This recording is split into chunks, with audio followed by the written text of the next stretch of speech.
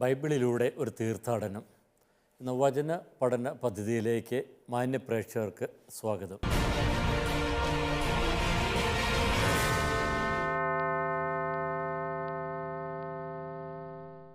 വെളിപാട് ഗ്രന്ഥത്തിലെ 19-ാമത്തെ അധ്യായമാണ് നമ്മൾ പഠന വിചിന്തന വിഷയമാക്കുന്നത്.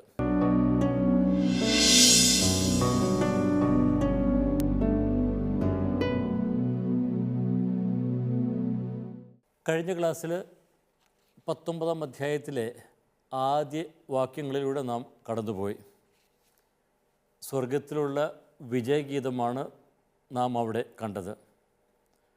18-ാം അധ്യായത്തിൽ ബാബിലോണിനെയും തിന്മയുടെ ശക്തികളെയും ഉന്മൂലനം ചെയ്ത ശേഷം അവയുടെ കൂടെ നിന്നവർ വിലപിക്കുന്നത് നമ്മൾ കാണുന്നു. അതിൻ്റെ മറുവശമാണ് 19-ാമത്തെ അധ്യായത്തിൽ നാം കാണുക. ദൈവം തൻ്റെ വിധി പ്രഖ്യാപിച്ചു കഴിയുമ്പോൾ, തൻ്റെ ജനത്തിനായിട്ട് അവിടുത്തെ വാഗ്ദാനങ്ങൾ പൂർത്തിയാക്കി കഴിയുമ്പോൾ ദൈവജനത്തിലുള്ള സന്തോഷം അവർ പ്രകടിപ്പിക്കുന്നു. ഹല്ലേലൂയ ഗീതങ്ങൾ പാടി, ഹല്ലേലൂയാഹ്, കർത്താവിന് സ്തുതി അർപ്പിക്കുവിൻ എന്നുള്ള ആ കീർത്തനത്തോടെ തങ്ങളുടെ സന്തോഷവും നന്ദിയുമെല്ലാം അവർ ദൈവത്തിന് സമർപ്പിക്കുകയാണ്. ഇനി നമുക്ക് 5-ാമത്തെ വാക്യത്തിലേക്ക് കടക്കാം. 5-ാമത്തെ വാക്യത്തിലേക്ക് കടക്കുമ്പോൾ സ്വർഗത്തിലെ ഈ വിജയഗീതത്തിന് ശേഷം വിവാഹ വിരുന്നിനെക്കുറിച്ചാണ് പറയുക. അപ്പോൾ ദൈവം സാക്ഷാത്കരിക്കുന്ന ആ രക്ഷയെ ഇവിടെ വിവാഹത്തിൻ്റെയും വിരുന്നിൻ്റെയും പ്രതീകത്തിലൂടെ അവതരിപ്പിക്കുന്നതാണ് നാം കാണുക. 5-ാമത്തെ വാക്യം ഇപ്രകാരമാണ്: സിംഹാസനത്തിൽ നിന്ന് ഒരു സ്വരം പുറപ്പെട്ടു. ദൈവത്തിൻ്റെ ദാസരും അവിടുത്തെ ഭയപ്പെടുന്നവരും ചെറിയവരും വലിയവരുമായ എല്ലാവരും നമ്മുടെ ദൈവത്തെ സ്തുതിക്കുവിൻ. ഇപ്പോൾ ദൈവത്തിനുള്ള ആ സ്തുതികീർത്തനങ്ങൾ അർപ്പിക്കുവാനായിട്ടുള്ള ആഹ്വാനമാണ് നാം ഇവിടെ കേൾക്കുക. ഇപ്പോൾ സിംഹാസനത്തിൽ നിന്ന് ഒരു സ്വരം കേട്ടു എന്ന് പറയുമ്പോൾ അവിടെ ദൈവസ്വരം എന്നായിരിക്കില്ല അവിടെ അർത്ഥമാക്കുക. ദൈവസന്നിധിയിൽ നിന്നുള്ള സ്വരമാണ് ഇവിടെ ഉദ്ദേശിക്കുന്നത്. ഇപ്പോൾ ദൈവസന്നിധിയിൽ നിന്നുള്ള സ്വരം എന്ന് പറയുമ്പോൾ ആ പറയുന്നതിൻ്റെ ഒരു ആധികാരികത, അപ്പോൾ ഇവിടെ അവതരിപ്പിക്കുന്ന ആ സന്ദേശത്തിൻ്റെ ആധികാരികത തന്നെയാണ് ഇവിടെ വ്യക്തമാക്കുന്നത്. ഇനി നമുക്കറിയാം, ഇവിടെ സിംഹാസനത്തിൽ നിന്ന് പറയുമ്പോൾ ഈ ഘട്ടത്തിൽ ഒരു സിംഹാസനം മാത്രമേ ഉള്ളൂ. ബാബിലോൺ ആ നഗരവും അവിടെയുള്ള ആ സിംഹാസനവും ഒക്കെ അത് ഉന്മൂലനം ചെയ്യപ്പെട്ടു കഴിഞ്ഞു. അപ്പോൾ ആ ദൈവിക ആ സിംഹാസനം ദൈവിക സന്ദേശം തന്നെയാണ് ഇവിടെ അർപ്പിക്കുക. ജലിതയുടെ മേൽ ഉപവിഷ്ടയായ ആ മഹാബാബിലോൺ, അവൾ ഇതാ ഉന്മൂലനം ചെയ്യപ്പെട്ടു കഴിഞ്ഞു. ഇനി അവളുടെ സ്വാധീനത്തിലല്ല ദൈവത്തിൻ്റെ ജനം. അവർ രക്ഷ ആസ്വദിക്കുവാനായിട്ട് ആരംഭിക്കുകയാണ്. ഇവിടെ നമ്മൾ ശ്രേഷ്ഠന്മാരും അതുപോലെ തന്നെ സകല ജീവികളുമെല്ലാം സിംഹാസനത്തിനെ സ്തുതിക്കുന്നതായിട്ട് നമ്മൾ കണ്ടു. ഇനിയിവിടെ ദൈവജനം മുഴുവൻ എല്ലാവരും ദൈവത്തെ സ്തുതിക്കുവാനായിട്ട് ആവശ്യപ്പെടുകയാണ്. അപ്പോൾ എല്ലാവരെയും ഇവിടെ ക്ഷണിക്കുന്നു. ചെറിയവരും വലിയവരും എന്നൊക്കെ പറയുമ്പോൾ എല്ലാവരെയും ഇത് ഉൾക്കൊള്ളുന്നു. അപ്പോൾ അവിടെയുള്ള ആ സഭകളിലെ വിവിധങ്ങളായിട്ടുള്ള സഭകൾ നമ്മൾ കണ്ടു. ദൈവത്തോട് വിശ്വസ്തത പുലർത്തുന്ന സ്മിർണയിലെ സഭയെ കണ്ടു. അതുപോലെ തന്നെ ആ ദൈവിക മൂല്യങ്ങളിൽ നിന്ന് കുറേയൊക്കെ അകന്നു നിന്ന് റോമൻ സാമ്രാജ്യത്തിൻ്റെ ബാബിലോണിൻ്റെ ഒക്കെ വലയത്തിൽപ്പെട്ടിരിക്കുന്ന ലവോദിക്യ നിവാസികളെയും നമ്മൾ കണ്ടു. അപ്പോൾ ആ സ്മിർണ മുതൽ ലവോദിക്യ വരെയുള്ള എല്ലാവരെയും ആണ് ഇവിടെ ഉദ്ദേശിക്കുന്നത്. അപ്പോൾ എല്ലാവരോടും ദൈവത്തെ സ്തുതിക്കുവാനായിട്ട് ആവശ്യപ്പെടുന്നു. അതുപോലെ തന്നെ തീർച്ചയായിട്ടും ജനതകളെല്ലാവരും, ബാബിലോണിൻ്റെ കൂടെ ഉണ്ടായിരുന്ന കടൽ വ്യാപാരികളും ജനങ്ങളും എല്ലാവരും ഈ രക്ഷയിലേക്ക് വരുവാനായിട്ട്, ദൈവത്തിങ്കിലേക്ക് വരുവാനായിട്ട് അവരോട് ആവശ്യപ്പെടുന്നുണ്ട്, അവരോട് ആഹ്വാനം ചെയ്യുന്നുണ്ട്. അപ്പോൾ ദൈവജനവും ഈ ഭൂമിയിലുള്ള സർവ്വരും ദൈവത്തെ സ്തുതിക്കുവാനായിട്ട് അവർ സ്തുതിക്കുവാനായിട്ട് അവരോട് ആവശ്യപ്പെടുകയാണ്. അപ്പോൾ രക്ഷ അത് എല്ലാവർക്കും സംലഭ്യമായിരിക്കുന്നു. ഇനി അതിൽ പങ്കെടുക്കുക എന്നതാണ് ഇനിയുള്ളത്. ഇനി ഈ രക്ഷയെ അവതരിപ്പിക്കുന്നത് നമ്മൾ അല്പം കൂടി പുതിയൊരു പ്രതീകം ഉപയോഗിച്ചുകൊണ്ടാണ്. 6-ാമത്തെ വാക്യം, വലിയ ജനക്കൂട്ടത്തിൻ്റെയും പെരുവെള്ളത്തിൻ്റെയും ശക്തമായ ഇടിമുഴക്കത്തിൻ്റെ ശബ്ദം പോലെ എന്തോ ഞാൻ കേട്ടു, ഹല്ലേലൂയ, സർവശക്തനും നമ്മുടെ ദൈവവുമായ കർത്താവ് വാഴുന്നു. ഇപ്പോൾ ഇവിടെ വീണ്ടും ആ ദൈവത്തിൻ്റെ ഭരണം ആരംഭിച്ചു കഴിഞ്ഞു എന്ന് പറയുന്നു. അപ്പോൾ അതിനുശേഷമാണ് ആ ദൈവവും ജനവും ഒന്നു ചേർന്നുള്ള ആ ജീവിതത്തെക്കുറിച്ച് പറയുക. അത് വിവാഹത്തിൻ്റെ പ്രതീകം ഉപയോഗിച്ചായിരിക്കും പറയുക. ഇവിടെ വലിയ ജനക്കൂട്ടത്തിൻ്റെ ശബ്ദം എന്ന് പറയുമ്പോൾ തീർച്ചയായിട്ടും അത് ഭൂമിയിലുള്ള എല്ലാവരെയുമാണ് ഉദ്ദേശിക്കുന്നത്, ആരാധന സമൂഹത്തെയാണ് ഉദ്ദേശിക്കുന്നത്. സർവരും ആരാധിക്കുവാനായിട്ട് കടപ്പെട്ടിരിക്കുന്നു. ഇപ്പോൾ ജനക്കൂട്ടം എന്ന് പറയുമ്പോൾ ഇനി തുടർന്ന് വിവരിക്കപ്പെടുന്ന വധുവും പിന്നെ അതുപോലെ തന്നെ വിവാഹത്തിന് ക്ഷണിക്കപ്പെട്ട അതിഥികളും എല്ലാവരും ഉൾക്കൊള്ളുന്ന ഒരു സമൂഹം തന്നെയാണ്. ആരും ഇതിൽ നിന്ന് പുറത്താക്കപ്പെടുന്നില്ല. പെരുവെള്ളത്തിൻ്റെ ശബ്ദം അത് നമ്മൾ 1-ാമത്തെ അധ്യായത്തിൽ തന്നെ കേൾക്കുന്നുണ്ട്. പെരുവെള്ളത്തിൻ്റെ ശബ്ദം പോലെ ക്രിസ്തുവിനെ അവതരിപ്പിക്കുമ്പോൾ, ഉചിതനായ ക്രിസ്തുവിനെ 1-ാമത്തെ അധ്യായത്തിൽ അവതരിപ്പിക്കുമ്പോൾ പെരുവെള്ളത്തിൻ്റെ ശബ്ദം പോലെ എന്നൊക്കെ അവിടെ വിശേഷിപ്പിക്കുന്നുണ്ട്. അതുപോലെ തന്നെ ഇടിമുഴക്കവും അത് ദൈവസാന്നിധ്യം തന്നെയാണ് അർത്ഥമാക്കുന്നത്. അപ്പോൾ ജനക്കൂട്ടവും വെള്ളത്തിൻ്റെ ഇരമ്പലും ഇടിനാദവും ഒക്കെ വീണ്ടും ഒന്നു ചേർന്ന് 14-ാമത്തെ അധ്യായത്തിൽ പ്രത്യക്ഷപ്പെടുന്നുണ്ട്. 14-ാമത്തെ അധ്യായത്തിൽ സിയോൺ മലമേൽ നിൽക്കുന്ന ആ ജനത്തെ അവതരിപ്പിക്കുമ്പോൾ അവിടെ ഈ പ്രതീകങ്ങളൊക്കെ വീണ്ടും ആവർത്തിക്കപ്പെടുന്നുണ്ട്. 2-ാമത്തെ വാക്യം, 14-ാം അധ്യായം 2-ാമത്തെ വാക്യം, പെരുവെള്ളത്തിൻ്റെ ഇരമ്പൽ പോലെയും വലിയ ഇടനാദം പോലെയും സ്വർഗത്തിൽ നിന്ന് ഒരു സ്വരം ഞാൻ കേട്ടു. ഞാൻ കേട്ട സ്വരം കിന്നരവാദ്യക്കാർ തങ്ങളുടെ കിന്നരങ്ങൾ മീട്ടുന്ന പോലെയായിരുന്നു. അപ്പോൾ ഇവിടെ അവർ വീട്ടുന്ന അത് ഗാനത്തെക്കുറിച്ച് പറയുന്നു. ഇനി അവിടെ 3-ാമത്തെ വാക്യത്തിൽ പറയുന്നുണ്ട്, ഈ ഗാനമാകട്ടെ വിലയ്ക്ക് വാങ്ങപ്പെട്ട 144,000 പേരൊഴികെ ആർക്കും ഈ ഗാനം പഠിക്കുവാനായിട്ട് കഴിഞ്ഞില്ല എന്ന് പറയുന്നുണ്ട്. അപ്പോൾ ഇനി ഈ ഗാനം എന്തെന്ന് ഇവിടെ കൂടുതൽ വ്യക്തമാവുകയാണ്. അപ്പോൾ സിയോൺ മലമേൽ നിൽക്കുന്നവർക്ക് മാത്രം മനസ്സിലാകുന്ന ആ ഗാനം അതെന്താണ്? ആ ഗാനം അതാണ് ഇവിടെ പറയുക. അപ്പോൾ ആ ഗാനത്തിൻ്റെ ഉള്ളടക്കം തീർച്ചയായിട്ടും ദൈവം ഈ പ്രപഞ്ചത്തിൽ ഈ ഭൂമിയിൽ വാഴുന്നു എന്നത് തന്നെയാണ്. ഇപ്പോൾ ദൈവം ഭൂമിയിൽ വാഴുന്നത് ഇസ്രായേൽ ജനതയ്ക്ക് പരിചിതമായിരുന്നു. പക്ഷേ അത് എപ്രകാരമാണ് എന്ന് വ്യക്തമല്ലായിരുന്നു. അപ്പോൾ ദൈവം ഈ തിന്മകളുടെ ശക്തികൾക്കൊക്കെയിടയിൽ എപ്രകാരമാണ് വാഴുന്നത് എന്ന് തിരിച്ചറിയുക അത്ര എളുപ്പമുള്ള കാര്യമൊന്നുമല്ല. അപ്പോൾ തിന്മകളുടെ ശക്തികളല്ലേ ഇവിടെ അധികാരം കൈയാളുന്നത് എന്നുള്ള സംശയം ഒക്കെ ഉണ്ടാകാം.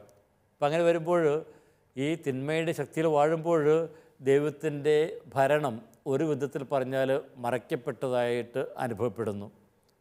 അപ്പോൾ ദൈവം ഈ തിന്മയുടെ ശക്തികളെല്ലാം ഉന്മൂലനം ചെയ്ത് കഴിയുമ്പോൾ തൻ്റെ ഭരണം ഇപ്പോൾ ദൈവജനത്തിന് വെളിപ്പെടുത്തി കൊടുക്കുകയാണ് ചെയ്യുന്നത്. അപ്പോൾ ദൈവത്തിൻ്റെ ഭരണം അത് ഇവിടെ എല്ലാവർക്കും വ്യക്തമായി കൊടുക്കപ്പെടുന്നു. ഇവിടെ പറയുന്നു ദൈവം കർത്താവ് വാഴുന്നു. കഴിഞ്ഞ ക്ലാസ്സുകളിൽ ഇടയ്ക്കെല്ലാം ഞാൻ സൂചിപ്പിച്ചിരുന്നു, ഇതിലുള്ള ചില പദങ്ങൾ അതിൻ്റെ രൂപങ്ങൾ ഒക്കെ വളരെ പ്രധാനപ്പെട്ടതാണ്. അതിൻ്റെ വ്യാകരണമൊക്കെ പലപ്പോഴുമൊക്കെ വളരെ അർത്ഥസമ്പുഷ്ടമാണ്.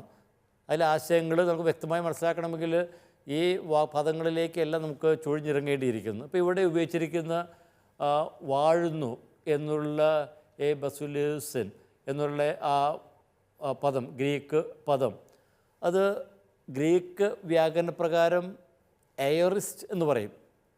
എയറിസ്റ്റ്. അപ്പോൾ അതൊരു ഗ്രീക്ക് വ്യാകരണത്തിലുള്ള ഒരു പ്രത്യേക ഒരു ക്രിയാരൂപമാണ്.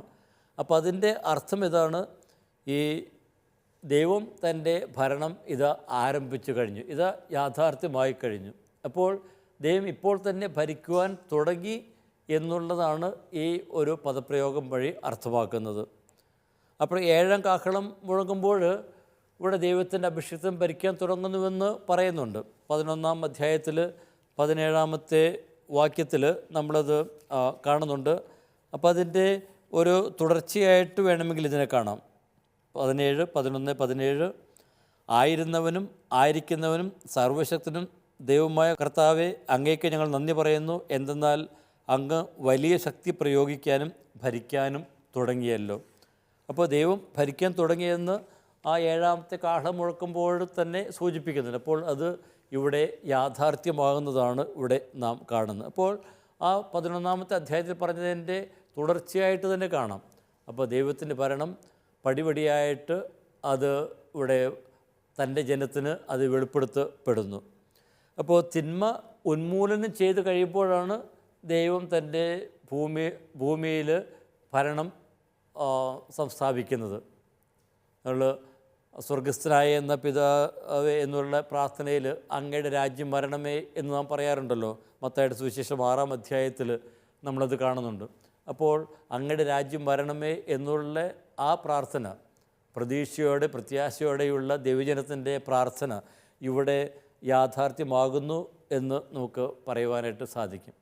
അപ്പോൾ ഇവിടെ തുടർന്ന് വരുന്ന ഭാഗത്തിൻ്റെ ആമുഖമായിട്ട് ആ തിന്മയുടെ ശക്തികളെല്ലാം ഉന്മൂലനം ചെയ്തു ദൈവം തൻ്റെ ഭരണം ഇവിടെ ആരംഭിക്കുന്നു, തൻ്റെ വാഗ്ദാനം പൂർത്തിയാക്കുന്നു എന്നതാണ് ഈ വാക്യങ്ങളിൽ ഗ്രന്ഥകാരൻ നമ്മോട് പറയുന്നത്.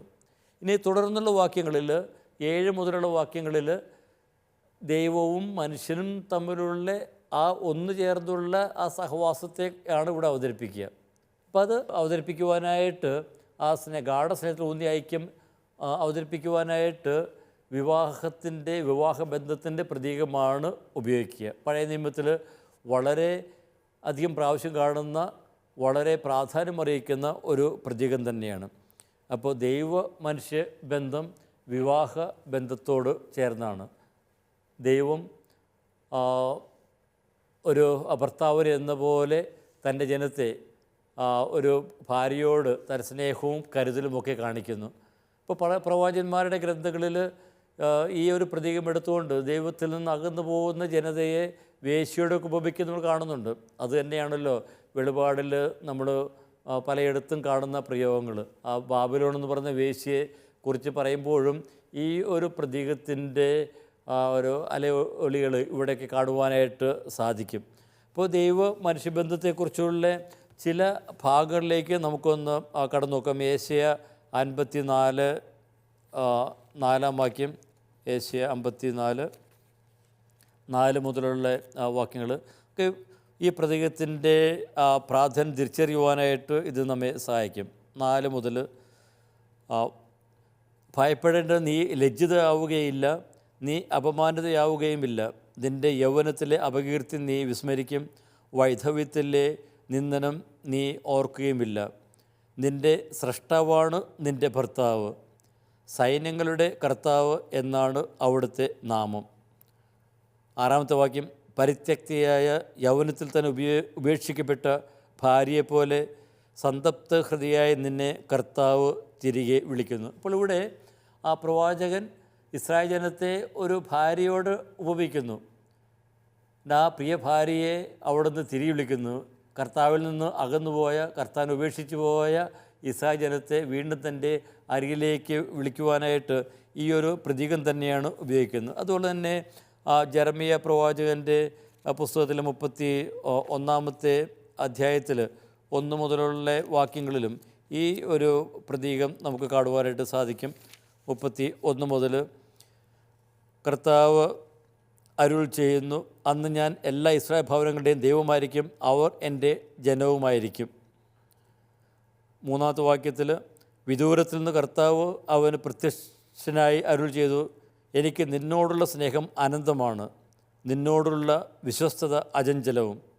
തുടർന്ന് പറയുന്നു, കന്യകയായ ഇസ്രായേലെ, നിന്നെ ഞാൻ വീണ്ടും പണിതുയർത്തും. അപ്പോൾ ഇവിടെ ആ കന്യകയായ ദൈവത്തോട് വിശ്വസ്ത പുലർത്തുന്ന ഒരു ജനത്തെയാണ് ഇവിടെ പ്രവാചകൻ ഇവിടെ വിവരിക്കുന്നത്. അപ്പോൾ പഴയ നിയമത്തിൽ പല പ്രവാചകരും ദൈവ-മനുഷ്യ ബന്ധത്തെ സൂചിപ്പിക്കുവാനായിട്ട് ഈ ഒരു പ്രതീകം തന്നെയാണ് എടുക്കുന്നത്. ഇത് പഴയ നിയമത്തിൽ മാത്രമല്ല, പുതിയ നിയമത്തിലും നമ്മൾ കാണുന്നുണ്ട്. പുതിയ നിയമത്തിൽ എഫേസുസുകാർക്ക് എഴുതിയ ലേഖനത്തിൽ 5-ാമത്തെ അധ്യായത്തിൽ 22 മുതലുള്ള വാക്യങ്ങൾ ഇതിന് ഉദാഹരണമാണ്. ഭാര്യമാരെ നിങ്ങൾ കർത്താവിന് എന്ന പോലെ ഭർത്താക്കന്മാർക്ക് വിധേയരായിരിക്കുക, എന്നാൽ ക്രിസ്തു തൻ്റെ ശരീരമായ സഭയുടെ ശിരസായിരിക്കുന്ന പോലെ ഭർത്താവ് ഭാര്യയുടെ ശിരസാണ്. ക്രിസ്തുവിനാണ് ശരീരത്തിൻ്റെ രക്ഷകനും. സഭ ക്രിസ്തുവിന് വിധേയായിരിക്കുന്ന പോലെ. അപ്പോൾ അവിടെയൊക്കെ ഭാര്യ ഭർത്തൃബന്ധത്തെ സൂചിപ്പിക്കുമ്പോഴും ഈ ക്രിസ്തുവും സഭയും തമ്മിലുള്ള ആ ഒരു ബന്ധത്തെ തന്നെയാണ് ഇവിടെ അവതരിപ്പിക്കുക. അതുപോലെ തന്നെ മത്തായിയുടെ സുവിശേഷത്തിൽ 25-ാമത്തെ അധ്യായത്തിൽ 1 മുതലുള്ള വാക്യങ്ങളിലും അവിടെയും 10 കന്യന്മാരുടെ ഉപമയിലും അവിടെയും ഈ ഭാര്യ ഭർത്താക്കന്മാരുടെ ആ ഒരു പ്രതീകം തന്നെയാണ് അവിടെ എടുത്തിരിക്കുന്നത്. അവിടെ 5-ാമത്തെ വാക്യത്തിൽ മണവാളൻ വരാൻ വൈകി ഉറക്കം വരികയാൽ കന്യകന്മാർ കിടന്നുറങ്ങി അർദ്ധരാത്രിയിൽ ഇതാ മണവാളൻ എന്ന് ഒക്കെ അവനെ എതിരേൽക്കൂ എന്നുള്ള ആർപ്പുവിളികൾ. അപ്പോൾ ഇവിടെയൊക്കെ പഴയ നിയമത്തിലും പുതിയ നിയമത്തിലുമൊക്കെ ദൈവവും ദൈവജനവും തമ്മിലുള്ള ബന്ധത്തെ സൂചിപ്പിക്കുവാനായിട്ട് ഈ വിവാഹമെന്ന ആ ഒരു പ്രതീകം ഉപയോഗിക്കുന്നത്. അപ്പോൾ അത് ഉപയോഗിച്ചുകൊണ്ട് തന്നെയാണ് ഇവിടെ ദൈവവും മനുഷ്യനും തമ്മിലുള്ള ആ സഹവാസത്തെ, ആ ഒന്നുചേരലിനെ ഗ്രന്ഥകാരൻ ഇവിടെ അവതരിപ്പിക്കുന്നത്. ഇനി 7-ാമത്തെ വാക്യം നമുക്ക് 7-ാമത്തെ വാക്യത്തിലേക്ക് കടക്കാം. 7-ാമത്തെ വാക്യത്തിൽ ഇത് കുറച്ചുകൂടി വ്യക്തമായിട്ട് ഇവിടെ അവതരിപ്പിക്കുന്നു. നമുക്ക് ആനന്ദിക്കാം, സന്തോഷിച്ചുല്ലസിക്കാം, അവിടത്തേക്ക് മഹത്വം നൽകാം. എന്തെന്നാൽ കുഞ്ഞാടിൻ്റെ വിവാഹം സമീപിച്ചിരിക്കുന്നു, അവിടുത്തെ മണവാട്ടി സ്വയം അണിഞ്ഞൊരുങ്ങിക്കഴിഞ്ഞു. നമുക്ക് ആനന്ദിക്കാം, സന്തോഷിച്ചുല്ലസിക്കാം. അപ്പോൾ ഇവിടെ ദൈവജനത്തിന് സന്തോഷിക്കുവാനായിട്ടുള്ള, ആനന്ദിക്കുവാനായിട്ടുള്ള സമയം സമാഗതമായിരിക്കുകയാണ്. കാരണം തിന്മയുടെ ശക്തികളെല്ലാം ഉന്മൂലനം ചെയ്യപ്പെട്ട് കഴിഞ്ഞു. അപ്പോൾ അവരെയൊക്കെ വഴിതെറ്റിച്ചിരുന്ന ആ ശക്തികൾ ഇല്ലാതായി. ഇനി അവർ ദൈവസന്നിധിയിലാണ് ആയിരിക്കുന്നത്. അപ്പോൾ കർത്താവിൽ സന്തോഷിക്കുക, അത് പ്രവാചക ഗ്രന്ഥങ്ങളിൽ നിന്ന് എടുത്തിരിക്കുന്ന ആ ഭാഗം തന്നെയാണ്. യേശയ്യ 61:10 ഈ ഭാഗത്ത് പല ആവർത്തി അതിൻ്റെ ധ്വനികൾ കാണുവാൻ നമുക്ക് സാധിക്കും. ഞാൻ കർത്താവിൽ അത്യധികം ആനന്ദിക്കും, എൻ്റെ ആത്മാവ് എൻ്റെ ദൈവത്തിൽ ആനന്ദം കൊള്ളും. അവിടുന്ന് എന്നെ രക്ഷയുടെ ഉടയാടകൾ ധരിപ്പിക്കുകയും നീതിയുടെ മേലങ്കി അണിയിക്കുകയും ചെയ്തു. വളരെ സുന്ദരമായിട്ടുള്ള ആ ഒരു വിവരണമാണ് ദൈവവും ദൈവജനവും തമ്മിലുള്ള ആ ബന്ധത്തെ സൂചിപ്പിക്കുന്നു. അപ്പോൾ കർത്താവിൽ സന്തോഷിക്കുന്നതിൻ്റെ കാരണമെന്നാണ് അവിടുന്ന് ദൈവം തൻ്റെ ആ ജനത്തെ ഒരു വധുവിനെന്ന പോലെ രക്ഷയുടെ ഉടയാടകൾ അണിയിക്കുന്നു, നീതിയുടെ മേലങ്കി അണിയിക്കുകയും ചെയ്യുന്നു. ഇനി ഈ ദൈവത്തിന് ആണ് രക്ഷ പ്രദാനം ചെയ്യുന്ന ഈ ദൈവത്തിനാണ് ഇവിടെ മഹത്വം നൽകുക. മഹത്വം നൽകുന്നതിൻ്റെ അർത്ഥവും കഴിഞ്ഞ ക്ലാസ്സിൽ സൂചിപ്പിച്ചിരുന്നു. ദൈവത്തെ ആരാധിക്കുക, ഏക ദൈവമായ സർവശക്തന് ആരാധന അർപ്പിക്കുക എന്ന് തന്നെയാണ് അർത്ഥമാക്കുന്നത്. ഇനി തുടർന്ന് പറയുന്നത് കുഞ്ഞാടിൻ്റെ വിവാഹം ഇതാ സമാഗതമായിരിക്കുന്നു. കുഞ്ഞാടിൻ്റെ വിവാഹം. അപ്പോൾ യേശുവും ദൈവജനവും തമ്മിലുള്ള ആ കൂടിച്ചേരൽ, ആ ഐക്യം, അതാണ് വിവാഹത്തിൻ്റെ പ്രതീകത്തിലൂടെ അവതരിപ്പിക്കുക. അപ്പോൾ അന്ധകാരാവൃതമായ ഈ ലോകത്തിൽ പ്രകാശകിരണങ്ങൾ ഈ വിവാഹത്തിൻ്റെ പ്രതീകത്തിലൂടെ അവതരിപ്പിക്കുകയാണ്. അപ്പോൾ ഇവിടെ ആ ദൈവത്തിൻ്റെ വാഗ്ദാനങ്ങൾ പൂർണ്ണതയിൽ എത്തിച്ചേരുന്നു. അപ്പോൾ ആ പൂർണ്ണതയാണ് ഈ വിവാഹത്തിൻ്റെ പ്രതീകത്തിലൂടെ അവതരിപ്പിക്കുക. ഈ വിവാഹ വിരുന്ന് അതും പുതിയ നിയമത്തിലും ഒക്കെ പഴയ നിയമത്തിലും ഒക്കെ ദൈവത്തിൻ്റെ രാജ്യം സമാഗതമാകുന്നതിൻ്റെ പ്രതീകമായിട്ട് ഒക്കെ ഉപയോഗിക്കുന്നുണ്ട്. യേശയ്യ 25:6 ഈ പർവ്വതത്തിൽ സർവ്വജനതകൾക്കും വേണ്ടി സൈന്യങ്ങളുടെ കർത്താവ് ഒരു വിരുന്നൊരുക്കും, മജ്ജയും കൊഴുപ്പുമുറ്റിയ വിഭവങ്ങളും മേൽത്തരം വീഞ്ഞുമുള്ള വിരുന്ന്. സർവ്വജനതകളെയും മറച്ചിരിക്കുന്ന ആവരണം ഈ പർവ്വതത്തിൽ വെച്ച് അവിടുന്ന് നീക്കിക്കളയും. അവിടുന്ന് മരണത്തെ എന്നേക്കുമായി ഗ്രസിക്കും. സകലരുടെയും കണ്ണീർ അവിടുന്ന് തുടച്ചു മാറ്റും. അപ്പോൾ ഇവിടെ ആ ദൈവം തൻ്റെ ആ രാജ്യം, താൻ വാഗ്ദാനം ചെയ്ത ആ സൗഭാഗ്യത്തിന് നാളുകൾ യാഥാർത്ഥ്യമാക്കുന്നതിന് അതിന് പ്രതീകമായിട്ട് പ്രവാചകൻ ഉപയോഗിച്ചിരിക്കുന്ന പ്രതീകം ഈ വിരുന്നിൻ്റെ പ്രതീകം തന്നെയാണ്. അപ്പോൾ അത് തന്നെ നമുക്ക് ഈ സുവിശേഷം കാണുവാനായിട്ട് സാധിക്കും. സുവിശേഷത്തിൽ മത്തായിയുടെ സുവിശേഷം 8-ാം അധ്യായത്തിലും 11-12 വാക്യങ്ങളിൽ, അതുപോലെ തന്നെ ലൂക്കായുടെ സുവിശേഷം 13-ാം അധ്യായം 28-29 വാക്യങ്ങളിലെല്ലാം നമ്മൾ കാണുന്നുണ്ട്. അപ്പോൾ ദൈവവും ഇസ്രായേലും തമ്മിലുള്ള ആ ഒരു ഉടമ്പടി വിവാഹം തന്നെയാണ് ഇവിടെ അവതരിപ്പിക്കുന്നത്.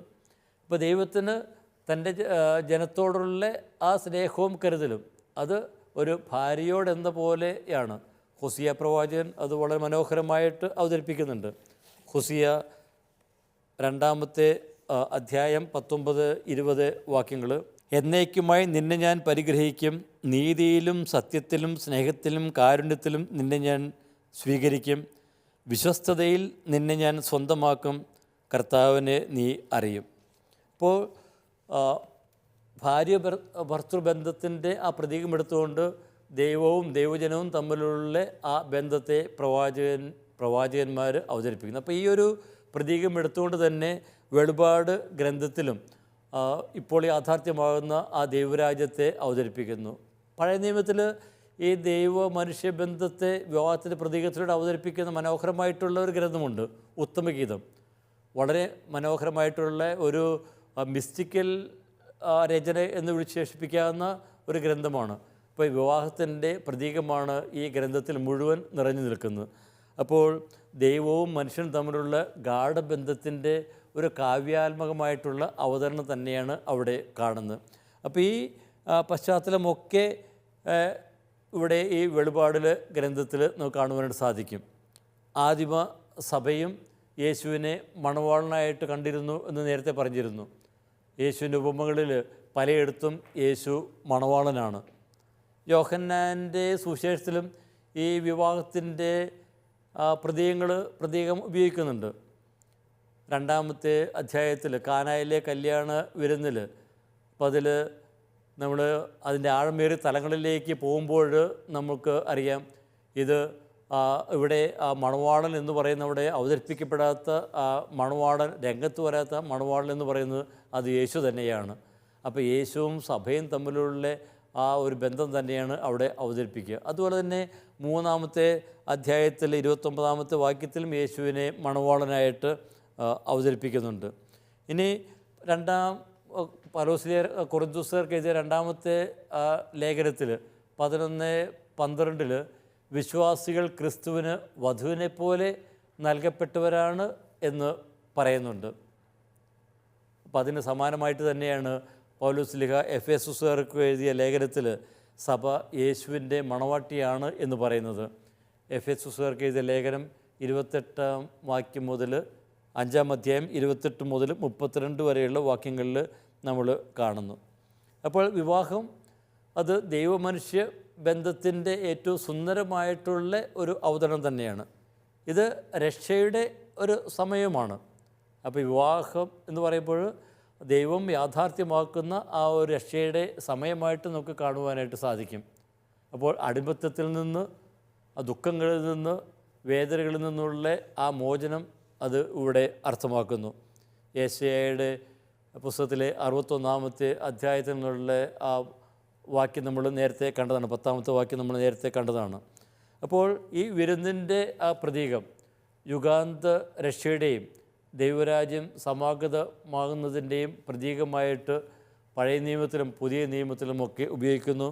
ആ ഒരു പ്രതീകം വെളിപാട് ഗ്രന്ഥകാരൻ ഇവിടെ എടുത്ത് തൻ്റെ അവസാന ഭാഗത്ത് രക്ഷയുടെ ആ അവതരണത്തിൻ്റെ ഭാഗത്ത് അതെടുത്ത് ആ ദൈവത്തിൻ്റെ രക്ഷ വളരെ മനോഹരമായിട്ട് ഇവിടെ അവതരിപ്പിക്കുന്നു. അപ്പോൾ ഈ ആനന്ദം അത് ഇവിടെ യാഥാർത്ഥ്യമാവുകയാണ്. അപ്പോൾ കുഞ്ഞാടിൻ്റെ വിവാഹം എന്ന് പറയുമ്പോൾ തീർച്ചയായിട്ടും അവിടെ കുഞ്ഞാടും ദൈവജനവും തമ്മിലുള്ള ആ പരസ്പര ബന്ധത്തെയാണ് ഇവിടെ ഊന്നി പറയുക. അപ്പോൾ ദൈവജനത്തിന് കുഞ്ഞാടുമായിട്ടുള്ള ആ ബന്ധം, ആ നൈർമല്യം, നമ്മൾ ഈ 14-ാമത്തെ അധ്യായത്തിൽ സിയോൺ മലമേൽ നിൽക്കുന്ന ആ കുഞ്ഞാടിൻ്റെ കൂടെ നിൽക്കുന്ന ആ 144,000 പേരെ നമ്മൾ കാണുന്നുണ്ട്. അപ്പോൾ അവരെ അവിടെ കന്യകമാർ അല്ലെങ്കിൽ ബ്രഹ്മചാരികൾ എന്നാണ് വിശേഷിപ്പിക്കുക. നൈർമല്യം ഉള്ളവർ, കളങ്കമില്ലാത്തവരായിട്ട് ഇവിടെ അവതരിപ്പിക്കുന്നുണ്ട്. അപ്പോൾ ആ കുഞ്ഞാടിൻ്റെ ഭാര്യയാകാനായിട്ട്, വധുവാകാനായിട്ട് വിളിക്കപ്പെട്ടവരാണ് ദൈവജനമെന്ന് ഗ്രന്ഥകാരൻ ഇവിടെ അവതരിപ്പിക്കുന്നത്. അപ്പോൾ വെളിപാടിൽ ഈ വിവാഹത്തിൻ്റെ പ്രതീകം ഉപയോഗിക്കുമ്പോൾ ദൈവജനം ക്രിസ്തുവിനോട് പുലർത്തേണ്ട ആ സ്നേഹവും ആ ഒരു പാപം ഇല്ലായ്മയും ഒക്കെയാണ് ഇവിടെ അവതരിപ്പിക്കുക. ദൈവത്തിൻ്റെ, ക്രിസ്തുവിൻ്റെ ആ കരുതലും സ്നേഹവും ഇവിടെ പ്രകടമാകുന്നു. ഇനി തുടർന്നുള്ള കാര്യങ്ങൾ നമുക്ക് അടുത്ത ക്ലാസ്സിൽ കാണാം. അതുവരെ എല്ലാവർക്കും ഈശോ മിശിഹായ്ക്കും സ്തുതിയായിരിക്കട്ടെ.